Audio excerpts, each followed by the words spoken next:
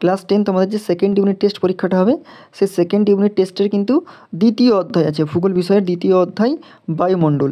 এই বায়ুমণ্ডলে আমরা একটা ভিডিও ছেড়েছিলাম, পার্ট 1, মানে কিছুটা পড়িয়েছিলাম। এখন আমরা তারপর থেকে কিছুটা আবার পড়াবো। চ্যানেলে কিন্তু এরকম পরপর ভিডিও পাওয়ার জন্য কিন্তু সমস্ত বিষয়ের তোমরা কিন্তু অবশ্যই চ্যানেলটি সাবস্ক্রাইব করে রাখো এবং পাশে থাকা বেল আইকনটি প্রেস করে রাখো। এটা যে শুধু সেকেন্ড ইউনিট টেস্ট তা কিন্তু তা নয়, এটা কিন্তু টেস্ট পরীক্ষার জন্য ভীষণ ইম্পর্টেন্ট এই চ্যাপ্টারটা, এবং মাধ্যমিকের জন্য কিন্তু এই চ্যাপ্টারটা, মানে এই অধ্যায়টা কিন্তু ভীষণ ইম্পর্টেন্ট। বায়ুমণ্ডল অধ্যায় কিন্তু ভীষণ ইম্পর্টেন্ট। ওকে, তো আমরা যতটা পড়িয়েছিলাম এই সমমণ্ডল এবং বিশ্বমণ্ডলের পার্থক্য পর্যন্ত। এখন আমরা যে পড়াবো এই যে স্তরবিন্যাস, বায়ুমণ্ডলের যে স্তরবিন্যাস, সেই স্তরবিন্যাসটা কিন্তু পড়াবো। ওকে, দেখো বায়ুমণ্ডলের উষ্ণতার হ্রাস বৃদ্ধির সঙ্গে সঙ্গে বায়ুমণ্ডলের স্তরবিন্যাস কিন্তু হয়। অ্যাকচুয়ালি উষ্ণতার হ্রাস বৃদ্ধির উপর ভিত্তিতে কিন্তু বায়ুমণ্ডলের স্তরবিন্যাসটা ঘটে চলছে। ওকে, তো আমরা এখানে কী দিয়েছি দেখো, উষ্ণতার হ্রাস বৃদ্ধির উপর ভিত্তি করে পৃথিবীর বায়ুমণ্ডলকে নিম্নলিখিত 6টি ভাগে ভাগ করা যায়। এবার এই 6টা ভাগ এখানে দিয়ে, যেমন ট্রপোস্ফিয়ার, স্ট্র্যাটোস্ফিয়ার, মেসোস্ফিয়ার, আয়োনোস্ফিয়ার, এরকম কিন্তু ভাগ আছে। তো আমরা প্রথমে চলে আসি, ট্রপোস্ফিয়ারটা প্রথমে পড়ে নিই। ট্রপোস্ফিয়ার কি? ট্রপোস্ফিয়ার মানে হচ্ছে গ্রিক শব্দ ট্রপোস, অর্থাৎ টুরবুলেন্স বা মিক্সিং, অর্থাৎ মিশে যাওয়া, এবং স্ফিয়ার এর অর্থ হচ্ছে অঞ্চল বা মণ্ডল, থেকে এই স্তরের নামকরণ হয়েছে ট্রপোস্ফিয়ার। ওকে, এখন এই ট্রপোস্ফিয়ারকে আমরা আরেকটা নাম জানি বাংলায়, একে বলে ক্ষুদ্র মণ্ডল। ট্রপোস্ফিয়ার একটা নাম হচ্ছে কি, ক্ষুদ্র মণ্ডল। এটা হচ্ছে বায়ুমণ্ডলের সবথেকে নিম্ন স্তর, মানে আমরা যে স্তরে বসবাস করি, মানে আমরা যে ভূপৃষ্ঠে বসবাস করি, এটা হচ্ছে নিম্ন স্তর। এখন এই নিম্ন স্তর হচ্ছে বায়ুমণ্ডলের একদম নিম্ন স্তর হচ্ছে ট্রপোস্ফিয়ার স্তরটা অবস্থিত, বা এর বাংলা নাম হচ্ছে ক্ষুদ্র মণ্ডল। এখন ভূপৃষ্ঠ থেকে ট্রপোস্ফিয়ারের উচ্চতা নিরক্ষীয় প্রদেশ 18 কিমি এবং 2 মেরুতে 8 কিমি হয়। তো ট্রপোস্ফিয়ার উচ্চতা মোটামুটি নিরক্ষীয় প্রদেশে 18 কিমি পর্যন্ত হয়, উপর পর্যন্ত, এবং মেরু প্রদেশে সেখানে 8 কিমি উচ্চতা পর্যন্ত হয়ে থাকে। এখন এই ট্রপোস্ফিয়ারের বৈশিষ্ট্য কী? ট্রপোস্ফিয়ারের বৈশিষ্ট্য হচ্ছে, প্রথমে হচ্ছে উপাদান। দেখো, গ্যাসীয় উপাদানের মোট ভরের প্রায় 75%, এবং বায়ুমণ্ডলে প্রায় 100% জলীয় বাষ্প ও কঠিন বস্তুকণা কিন্তু এই স্তরে উপস্থিত থাকে। ওকে, এই স্তরেই অ্যারোসোলের পরিমাণ সর্বাধিক। তার এই ট্রপোস্ফিয়ার স্তরে কিন্তু সবথেকে বেশি অ্যারোসোল লক্ষ্য করা যায়, অ্যারোসোলের পরিমাণ সবথেকে বেশি হয়। 2 নম্বর পয়েন্ট দেখো, উচ্চতা ও উষ্ণতার সম্পর্ক। বায়ুমণ্ডলের এই স্তরে উষ্ণতা হ্রাসের স্বাভাবিক হার 6.4 সেলসিয়াস পার কিমি। এই অর্থাৎ আমরা যত উপরে উঠতে থাকবো ট্রপোস্ফিয়ার স্তরে, তত কিন্তু বায়ুমণ্ডলের উষ্ণতা, মানে তাপমাত্রাটা কমতে থাকবে। কত হারে কমতে থাকবে? প্রতি কিমিতে 6.4 সেলসিয়াস করে কিন্তু কমতে থাকবে। এই স্তরে উচ্চতা বৃদ্ধির সঙ্গে সঙ্গে বায়ুর ঘনত্ব, চাপ ও জলীয় বাষ্প কমতে থাকবে। তাহলে যত আমরা যত উঁচুতে আমরা উঠবো, তত কিন্তু এই স্তরে বায়ুর ঘনত্ব কমতে থাকবে, বায়ুর চাপ কমতে থাকবে, জলীয় বাষ্প কমতে থাকবে। তাই এই স্তরে উচ্চতা বাড়লে উষ্ণতা কমে। এবার দেখো ঊর্ধ্বস্তরের 3 নম্বর পয়েন্ট, দেখো ঊর্ধ্বস্তরের উষ্ণতা। ট্রপোস্ফিয়ারের ঊর্ধ্বাংশে উষ্ণতা নিরক্ষীয় অঞ্চলে -80 ডিগ্রি সেলসিয়াস এবং মধ্যক্ষাংশে -58 ডিগ্রি সেলসিয়াস। নামকরণ কী দিয়েছে? মেঘ, ঝড়, বৃষ্টিপাত প্রভৃতি আবহাওয়ার যাবতীয় ঘটনা এই স্তরে ঘটায় একে ক্ষুদ্রমণ্ডল বলে। তাহলে মেঘ, ঝড়, বৃষ্টিপাত প্রভৃতি আবহাওয়ার যাবতীয় ঘটনা, মেঘ হচ্ছে, বৃষ্টি হচ্ছে, ঝড় হচ্ছে, বজ্রপাত পড়ছে, সমস্ত কিছু কিন্তু এই স্তরের মধ্যেই ঘটে চলেছে। তাই একে কী বলে? একে ক্ষুদ্রমণ্ডলও বলে। আরেকটা অপশান কী দিয়ে দেখো, বায়ুর গতি। আরেকটা বৈশিষ্ট্য হচ্ছে বায়ুর গতি। বায়ুমণ্ডলের এই স্তরের উচ্চতা বৃদ্ধির সঙ্গে সঙ্গে গতিবেগ বাড়ে। দূষণ, সমস্ত বায়ুদূষক এই স্তরে কিন্তু দেখা যায়। ওকে, এবার ক্ষুদ্রমণ্ডল আমরা কি, এটা ক্ষুদ্রমণ্ডল আমি আগেই বলেছিলাম, এই ক্ষুদ্রমণ্ডলে জেনে নিই। বর্জ্য, ঝঞ্ঝা, ঝড়, বৃষ্টি, কুয়াশা প্রভৃতি বায়ুমণ্ডলীয় অস্থির অবস্থার উপস্থিতির জন্য ট্রপোস্ফিয়ারকে ক্ষুদ্রমণ্ডল বলে। তাহলে বজ্রপাত, ঝড়, ঝঞ্ঝা, বৃষ্টি, কুয়াশা প্রভৃতি সমস্ত বায়ুমণ্ডলের যে সমস্ত অস্থির কাজকর্মগুলো কিন্তু এই স্তরে ঘটে, তাই একে আমরা ক্ষুদ্রমণ্ডল বলি। এখন আরেকটা সমঝেছিলাম যে বায়ুর যত আমরা বিশেষ করে ট্রপোস্ফিয়ার স্তরের যত উপরে উঠবো, প্রতি কিলোমিটার উচ্চতা উঠার সঙ্গে সঙ্গে কী হবে, বা উচ্চতার সঙ্গে সঙ্গে কী হবে, এই বায়ুর উষ্ণতা কমে যাচ্ছে। এটা কেন কমছে? আমরা এইখানে ছোট্ট করে লেখা ছিল, এই যে এইখানটাতে, যে উষ্ণতা হারের স্বাভাবিক হার, এটা আমরা একটু জেনে নিই। দেখো, বায়ুমণ্ডলের নিচের স্তরের প্রতি 1000 মিটার এবং 1 কিলোমিটার উচ্চতায় বাড়লে উষ্ণতা কিন্তু 6.4 বা 14.4 সেলসিয়াস উষ্ণতা হ্রাস পায়, মানে কমে যায়। একে নর্মাল ল্যাপসরেট বা স্বাভাবিক উষ্ণতা বা উষ্ণতা হ্রাসের হার বলে। এর বৈশিষ্ট্য দেখো দুটো দিয়েছে। উষ্ণতা স্বাভাবিক হ্রাসের কারণে উচ্চস্থানের উষ্ণতা কম হয়, আর সমগ্র পৃথিবীব্যাপী স্বাভাবিক হ্রাসের হার সমান নয়। যে আমাদের এখানে একরকম, আমেরিকাতে অন্যরকম, বা আরও অন্যান্য মহাদেশে বা দেশে কিন্তু অন্যরকম হলেও হতে পারে। ওকে, এবার চলে আসো এইখানটাতে ট্রপোপোজ। ট্রপোপোজ কি? ট্রপোপোজ হচ্ছে কি বায়ুমণ্ডলের ট্রপোস্ফিয়ারের ঊর্ধ্বে 3 কিমি উচ্চতা পর্যন্ত উষ্ণতার যে হ্রাস বা বৃদ্ধি না ঘটা স্তরকে ট্রপোপোজ বলবো। ওকে, ট্রপোপোজ কী বললাম তাহলে? ট্রপোস্ফিয়ারের একদম উপরে, ট্রপোস্ফিয়ারের একদম উপরে, ঊর্ধ্বে 3 কিমি উচ্চতা পর্যন্ত উষ্ণতার যে হ্রাস বা বৃদ্ধি না ঘটা স্তরটিকে বলে ট্রপোপোজ। পোজের অর্থ হচ্ছে থামা। পোজের অর্থ কি? থামা। ওকে, উচ্চতা বৃদ্ধি পেলেও এই একই উষ্ণতা থাকায় একে সমতাপ অঞ্চল বলে। তাহলে উচ্চতা বৃদ্ধি পেলেও এই যে অঞ্চলটা আছে এইখানে কিন্তু তাপমাত্রা বা উষ্ণতা কিন্তু সেম থাকে, তাই একে সমতাপ অঞ্চল বলে। ট্রপোপোজ ও ট্রপোস্ফিয়ার ও স্ট্র্যাটোস্ফিয়ারের মধ্যবর্তী স্তর। তার মানে ট্রপোস্ফিয়ারের ওপর স্তর হচ্ছে স্ট্র্যাটোস্ফিয়ার। ট্রপোস্ফিয়ার আর এই স্ট্র্যাটোস্ফিয়ারের মাঝখানে 3 কিলোমিটার যে স্তরটা লক্ষ্য করা যায় একে আমরা বলবো ট্রপোপোজ। এরপরে 2 নম্বর সেকেন্ড যে স্তরটা এসছে, 2 নম্বর যে স্তর সেটা হচ্ছে স্ট্র্যাটোস্ফিয়ার। স্ট্র্যাটোস্ফিয়ার স্তরটা আপনি ভালো করে একটু জেনে নিই। স্ট্র্যাটোস্ফিয়ার কি? দেখো, স্ট্র্যাটোস্ফিয়ার হচ্ছে লাতিন শব্দ স্টারাটুম, এর অর্থ হচ্ছে স্তর। আর ট্রপোপোজের ঊর্ধ্বে 50 কিমি উচ্চতা পর্যন্ত বিস্তৃত অঞ্চলকে স্ট্র্যাটোস্ফিয়ার বলে। ওকে, বৈশিষ্ট্য কী কী দিয়েছে দেখো? উচ্চতা ও উষ্ণতার সম্পর্ক। প্রথম বৈশিষ্ট্য দিয়েছে উচ্চতা ও উষ্ণতার সম্পর্ক। স্ট্র্যাটোস্ফিয়ারের উচ্চতা বৃদ্ধিতে উষ্ণতা বৃদ্ধি পায়। ট্রপোপোজের -80 মানে 80 ডিগ্রি সেলসিয়াস উষ্ণতা বেড়ে স্ট্র্যাটোস্ফিয়ারের ঊর্ধ্বে 4 ডিগ্রি পর্যন্ত সেলসিয়াস হয়ে যায়। উষ্ণতার তারতম্য। স্ট্র্যাটোস্ফিয়ারের জানুয়ারি ও জুলাই মাসের উষ্ণতা তারতম্য অধিক থাকে। ওজোন স্তর। ওজোন গ্যাসের বেশি থাকায় স্ট্র্যাটোস্ফিয়ারের নিচের অংশকে ওজোন স্তর বলে। কত না 25 থেকে 35 কিমি পর্যন্ত আমরা ওজোন স্তর বলবো। এই ওজোন স্তরে কী হচ্ছে? অতি বেগুনি রশ্মি শোষিত হওয়ায় একে এই স্তরে উষ্ণতা বেশি থাকে। তাহলে এই স্তরে কী হচ্ছে? অতি বেগুনি রশ্মিরা শোষণ করে নিচ্ছে।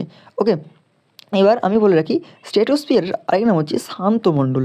স্ট্র্যাটোস্ফিয়ারের আরেক নাম কি? শান্তমণ্ডল। কেন শান্তমণ্ডল বলবে? দেখো, শান্তমণ্ডল দেওয়া আছে পাতলা, স্বচ্ছ ও শুষ্ক ও শীতল বায়ুতে সুস্থির আবহাওয়া বিরাজ করার কারণে স্ট্র্যাটোস্ফিয়ারকে শান্তমণ্ডল বলে। তাহলে পাতলা, স্বচ্ছ, শুষ্ক ও শীতল বায়ুতে সুস্থির আবহাওয়া বিরাজ করার কারণে স্ট্র্যাটোস্ফিয়ারকে শান্তমণ্ডল বলে। এই স্তরের মধ্য দিয়ে জেট প্লেন চলাচল করে। তাহলে এই স্তরের মধ্যে দিয়ে কী হয়? জেট প্লেন চলাচল করে। গুরুত্ব কী দিয়েছে এই স্তরের? স্ট্র্যাটোস্ফিয়ারের গুরুত্ব কী দিয়েছে? ওজোনোস্ফিয়ারের গুরুত্ব কী দিয়েছে? ওজোন স্তর জ্বলন্ত মহাজাগতিক বস্তুকণা পোড়াতে সমর্থ। জেট বিমান চলাচল। এই স্তরের মধ্যে কিন্তু বায়ুপ্রবাহ, জলীয় বাষ্প, মেঘ না থাকায় একে শান্তমণ্ডল বলে, এবং দ্রুতগামী জেট বিমান এই স্তরে চলাচল করে থাকে। তবে কী দিয়েছে দেখো, তবে আন্টার্কটিকা অঞ্চলে শীতকালে মাঝে মাঝে মৌতিক বা শুক্তি মেঘের বা মাদার অফ পার্ল মেঘের সঞ্চার ঘটে। ওকে, এবার চলে আসি স্ট্র্যাটোপোজ। স্ট্র্যাটোপোজ কি? স্ট্র্যাটোস্ফিয়ারের ঊর্ধ্বে বায়ুমণ্ডলের স্থির উষ্ণতাযুক্ত অঞ্চলকে স্ট্র্যাটোপোজ বলে। তাহলে স্ট্র্যাটোস্ফিয়ারের ঊর্ধ্বে বায়ুমণ্ডলের স্থির উষ্ণতাযুক্ত অঞ্চলকে স্ট্র্যাটোপোজ বলে। স্ট্র্যাটোস্ফিয়ার ও মেসোস্ফিয়ার মধ্যবর্তী স্তর। তাহলে স্ট্র্যাটোস্ফিয়ার আর মেসোস্ফিয়ার, দেখো এটা স্ট্র্যাটোস্ফিয়ার, এটা মেসোস্ফিয়ার, এর মধ্যবর্তী দেখো স্ট্র্যাটোপোজ রয়েছে। এরপরে নেক্সট যে স্তরটা আছে মেসোস্ফিয়ার। মেসোস্ফিয়ার কি? মেসোস্ফিয়ার হচ্ছে গ্রিক শব্দ মেসো, এর অর্থ হচ্ছে মধ্যভাগ। অর্থাৎ স্ট্র্যাটোপোজের ঊর্ধ্বে 80 কিমি উচ্চতা পর্যন্ত অংশকে আমরা মেসোস্ফিয়ার বলবো। তাহলে স্ট্র্যাটোপোজের ঊর্ধ্বে 80 কিমি উচ্চতা পর্যন্ত অংশকে আমরা মেসোস্ফিয়ার বলবো। এর বৈশিষ্ট্য কী দিয়েছে? 1 নম্বর হচ্ছে কী দিয়েছে? উচ্চতা ও উষ্ণতার সম্পর্ক। উচ্চতা বৃদ্ধিতে উষ্ণতা হ্রাস পায়। 80 কিমি উচ্চতায় এই স্তরে বায়ুমণ্ডলের সর্বনিম্ন উষ্ণতা -100 ডিগ্রি সেলসিয়াস পর্যন্ত হয়। 2 নম্বর হচ্ছে বায়ুচাপ। বায়ুচাপ কি? এই স্তরে বায়ুচাপ অনেক কমে যায়। 50 কিমি উচ্চতায় 1 মিলিবার বায়ুচাপ বা 90 কিমি উচ্চতায় এসে দাঁড়ায় 0.01 মিলিবার। গুরুত্ব কী দিয়েছে? এই স্তরে উল্কাপিণ্ড পুড়ে ছাই হয়ে যায়। তাহলে মেসোস্ফিয়ারে কিন্তু উল্কাপিণ্ড পুড়ে ছাই হয়ে যায়। নৈসদুতি মেঘ। এই স্তরে অতি হালকা নৈশদ্যুতি মেঘ সৃষ্টি হয়। পশ্চিমা বায়ুর গতি 70 কিমি উচ্চতায় কিন্তু শীতকালীন পশ্চিমা বায়ুর গতিবেগ বেশি হয়। তাহলে 70 কিমি উচ্চতায় কী হচ্ছে, শীতকালীন পশ্চিমা বায়ুর গতিবেগ বেশি হচ্ছে। এবার চলে আসি মেসোপোজ। মেসোপজ কি? মেসোপজ হচ্ছে কি, মেসোস্ফিয়ারের ঊর্ধ্বাংশে মানে মেসোস্ফিয়ারের ওপরে কিছু দূর পর্যন্ত স্থির উষ্ণতাযুক্ত স্তরকে আমরা মেসোপজ বলবো। এই স্তর মেসোস্ফিয়ার ও আয়োনোস্ফিয়ারের মধ্যবর্তী স্তর। তাহলে মেসোস্ফিয়ার আর আয়োনোস্ফিয়ারের মাঝখানে যে স্তরটা আছে সেটা হচ্ছে মেসোপোজ। ওকে, এরপরে নেক্সট যে আছে পার্ট সেটা হচ্ছে থার্মোস্ফিয়ার। নেক্সট যে আছে সেটা কি, থার্মোস্ফিয়ার। এর আরেক নাম হচ্ছে আয়োনোস্ফিয়ার। মেসোপোজের ঊর্ধ্বে 500 কিমি উচ্চতা পর্যন্ত বিস্তৃত অঞ্চলকে থার্মোস্ফিয়ার বলে। তাহলে মেসোপোজের ঊর্ধ্বে 500 কিমি উচ্চতা পর্যন্ত বিস্তৃত অঞ্চলকে থার্মোস্ফিয়ার বা আয়োনোস্ফিয়ার বলবো। এই স্তরের নিচের অংশের বায়ু আয়নিত অবস্থায় থাকায় একে আয়োনোস্ফিয়ারও বলে। তাহলে এই স্তরের নিচের দিকে অংশে বায়ু যখন আয়নিত অবস্থায় থাকে এবং একে আমরা কী বলবো, আয়োনোস্ফিয়ার। এই স্তরের বৈশিষ্ট্য কী? বৈশিষ্ট্য দেখো অনেকগুলো দিয়েছে। প্রথম হচ্ছে উপাদান, 200 কিমি উচ্চতা পর্যন্ত পারমাণবিক নাইট্রোজেন ও আণবিক অক্সিজেন উপস্থিত থাকে। তাহলে এই স্তরে কী লক্ষ্য করা যায়, পারমাণবিক নাইট্রোজেন এবং আণবিক অক্সিজেন উপস্থিত থাকে। 200 কিমির পর আণবিক অক্সিজেন বেশি উপস্থিত থাকে, তখন কিন্তু পারমাণবিক নাইট্রোজেন কমে যায়। উচ্চতা ও উষ্ণতার সম্পর্ক, এখানে বায়ুর ঘনত্ব অত্যন্ত কম। উচ্চতা বৃদ্ধির সাথে উষ্ণতা কিন্তু দ্রুত হারে বাড়ে। 350 কিমি উচ্চতায় উষ্ণতা বেড়ে দাঁড়ায় 1200 ডিগ্রি সেলসিয়াস। ওকে, এবার এই দেখো এইখানে কী দিয়েছে, মহাকাশ থেকে আসা যে সমস্ত রঞ্জন রশ্মি যেমন গামা রশ্মি, অতিবেগুনি রশ্মি বা পারমাণবিক ভূমিকা আনিত করাই একে আমরা আয়নোস্ফিয়ার বলতে পারি। এরপর দেখো 4 নম্বর বেতার তরঙ্গ। বেতার তরঙ্গটা কী দিয়েছে দেখো, বেতার তরঙ্গ দেখো বস্তু কোনো আয়নিত অবস্থায় আছে বলে বেতার তরঙ্গ স্তরে থেকে প্রতিফলিত হয়ে ফিরে আসে। প্রভা কী দিয়েছে, বায়ুকণা পরমাণুতে পরিণত হওয়ার শক্তিশালী ইলেকট্রন ও প্রোটনের সংস্পর্শে বেরিয়ে আসা আলোক রশ্মিকে সুমেরুতে অরোরা এবং সুমেরুতে অরোরা আর অরোরা বোরিয়ালিস বা সুমেরু প্রভা এবং কুমেরুতে অরোরা অস্ট্রালিস বা কুমেরু প্রভা বলে। উপস্তর কী দিয়েছে, থার্মোস্ফিয়ারে অ্যাপ্লটন স্তর ও কেনেলি হিট সাইট স্তর নামে দুটি স্তর উপস্থিত রয়েছে। ওকে, এবার এর উপরে কী রয়েছে, এক্সোস্ফিয়ার। এর উপরের স্তরে কী রয়েছে, এক্সোস্ফিয়ার। এক্সোস্ফিয়ারটা দেখে নাও, আয়োনোস্ফিয়ারের ঊর্ধ্বে রয়েছে 600 থেকে 1500 কিমি পর্যন্ত উচ্চতা পর্যন্ত স্তরকে এক্সোস্ফিয়ার বলে। তাহলে আয়োনোস্ফিয়ারের আরও উপরে 600 থেকে 1500 কিমি পর্যন্ত উচ্চতা পর্যন্ত আমরা কী বলবো, এক্সোস্ফিয়ার। এর বৈশিষ্ট্য কী, উপাদান কী দিয়েছে, এই স্তরে আণবিক অক্সিজেন, হাইড্রোজেন ও হিলিয়াম গ্যাসের প্রাধান্য দেখা যায়। উচ্চতা ও উষ্ণতার সম্পর্ক দিয়েছে, এই স্তরের উচ্চতা বৃদ্ধির সঙ্গে উষ্ণতা 1200 থেকে 1600 ডিগ্রি সেলসিয়াস পর্যন্ত হয়। যদিও বাতাসের ঘনত্ব কম থাকে এই স্তরের উষ্ণতা অনুভব করা যায় না। এরপর আছে দেখো ম্যাগনেটোস্ফিয়ার।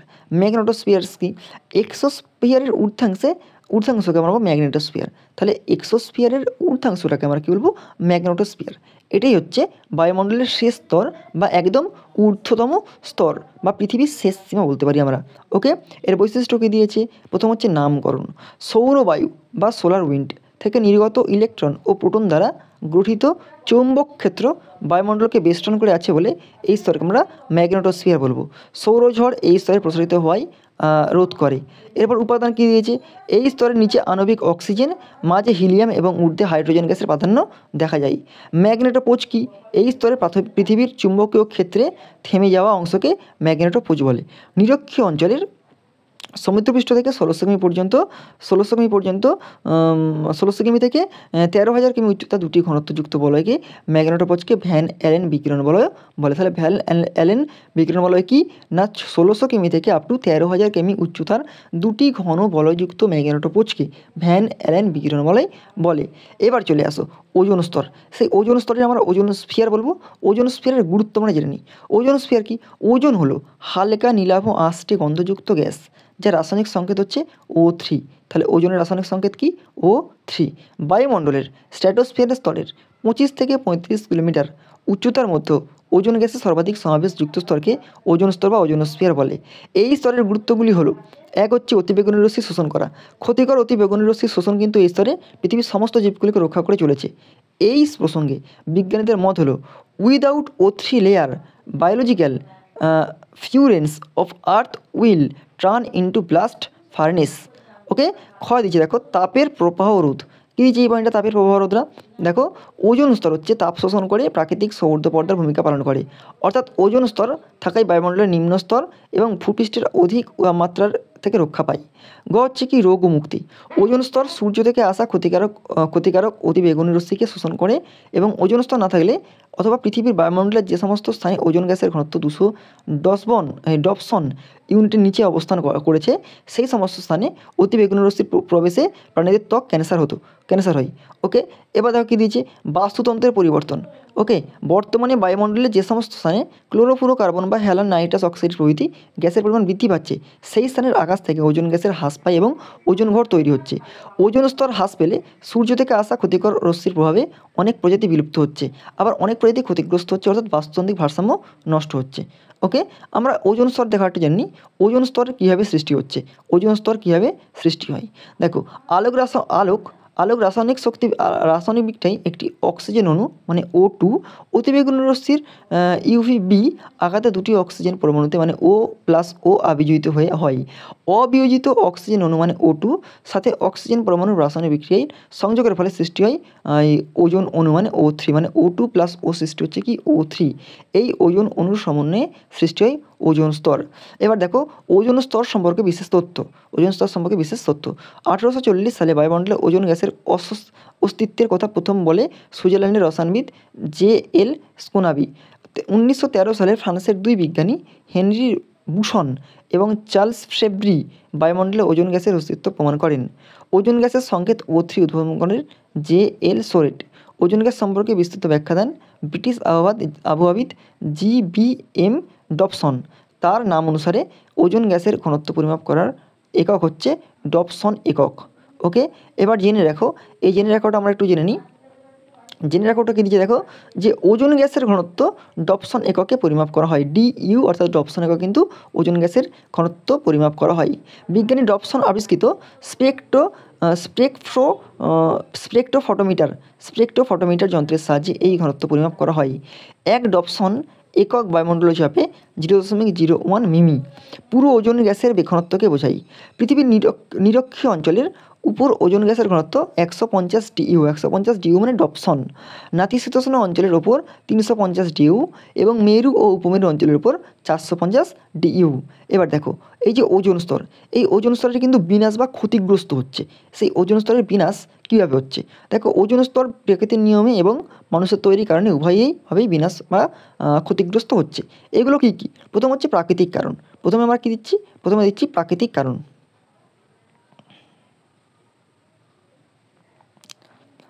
প্রাকৃতিক কারণ কী কী আছে? প্রথম হচ্ছে প্রাকৃতিক ঘটনা, অগ্নুৎপাত, বজ্রপাত প্রভৃতি প্রাকৃতিক ঘটনায় ওজোন স্তর কিছুটা নষ্ট হচ্ছে। এরপরে রাসায়নিক বিক্রিয়া, অতিবেগুনি রশ্মির প্রভাবে রাসায়নিক বিক্রিয়া দ্বারা ওজোন অণু ভেঙে অক্সিজেন অণু এবং পরমাণু উৎপন্ন হচ্ছে। এরপরে কী দিয়েছে? সূর্যরশ্মির পরিমাণ বৃদ্ধি, প্রতি 10-15 বছরে সূর্যরশ্মি থেকে আসা ক্ষুদ্র তরঙ্গ রশ্মি বেড়ে যায়। সূর্যের ক্ষুদ্র তরঙ্গের রশ্মির সাথে বিক্রিয়ায় নাইট্রাস অক্সাইড পরিণত হয়। নাইট্রাস অক্সাইড রাসায়নিক বিক্রিয়ার ফলে ওজোন স্তর ক্ষয় হয়। এরপরে ঊর্ধ্বস্তরে বায়ু সঞ্চালন, মেরু অঞ্চলে বিশেষত কুমেরু অঞ্চলের উপর দিয়ে ওজোন গ্যাস সরে গিয়ে উপমেরু অঞ্চলে সঞ্চিত হচ্ছে। এর ফলে কুমেরু অঞ্চলের ওজোন গহ্বর তৈরি হচ্ছে। এরপর দেখো ওজোন গহ্বর কী? ওজোন গহ্বর কী? স্ট্র্যাটোস্ফিয়ারের ওজোন স্তরের 200 ডপসন ইউনিটের কম ঘনত্বযুক্ত অঞ্চলে অতিবেগুনি রশ্মির প্রবেশ ঘটছে। তাহলে যে সমস্ত অঞ্চলে 200 ডপসন ইউনিটের কম ঘনত্বযুক্ত অঞ্চল আছে সেখানে কিন্তু অতিবেগুনি রশ্মির প্রবেশ ঘটছে পৃথিবীতে। এই অঞ্চলকে ওজোন গহ্বর বা ওজোন হোল বলে। পৃথিবীর বৃহত্তম ওজোন গহ্বর তৈরি হচ্ছে আন্টার্কটিকা সংলগ্ন বায়ুমণ্ডলে, আর এখানেই প্রথম ওজোন গ্যাসের অস্তিত্ব আবিষ্কৃত হয়। এরপরে চলে আসো মানুষের তৈরি কারণ। এটি ছিল প্রাকৃতিক কারণে। আর মানুষের তৈরি কারণ কী দিচ্ছে? প্রথম হচ্ছে ক্লোরোফ্লোরোকার্বন বা CFC ও হ্যালোজেন, যেমন রেফ্রিজারেটর, শীততাপ নিয়ন্ত্রণ যন্ত্র বিভিন্ন প্রভৃতি এবং ফোম ও প্লাস্টিক উৎপাদনের সময় নির্গত CFC5 ওজোন গ্যাসকে ধ্বংস করছে। সালফেট কণা, কলকারখানার চিমনি থেকে নির্গত সালফেট কণা ওজোন স্তরকে ধ্বংস করছে। নাইট্রোজেন অক্সাইড, জেট বিমান থেকে নির্গত নাইট্রোজেন অক্সাইডের মাধ্যমে কিন্তু ওজোন স্তর ধ্বংস হচ্ছে। ওকে, তাহলে আমরা আজকে এই ওজোন স্তর পর্যন্ত কিন্তু পড়লাম, মানে ওজোন স্তরের যে বিনাশ কীভাবে হচ্ছে এই পর্যন্ত পড়লাম। চ্যানেলে কিন্তু এরকম পার্ট সমস্ত ভিডিও পাওয়ার জন্য সমস্ত বিষয়ের ক্লাস 6 থেকে 10 পর্যন্ত তোমরা কিন্তু অবশ্যই চ্যানেলটি সাবস্ক্রাইব করে রাখো আর পাশে থাকা বেল আইকনটা প্রেস করে রাখো।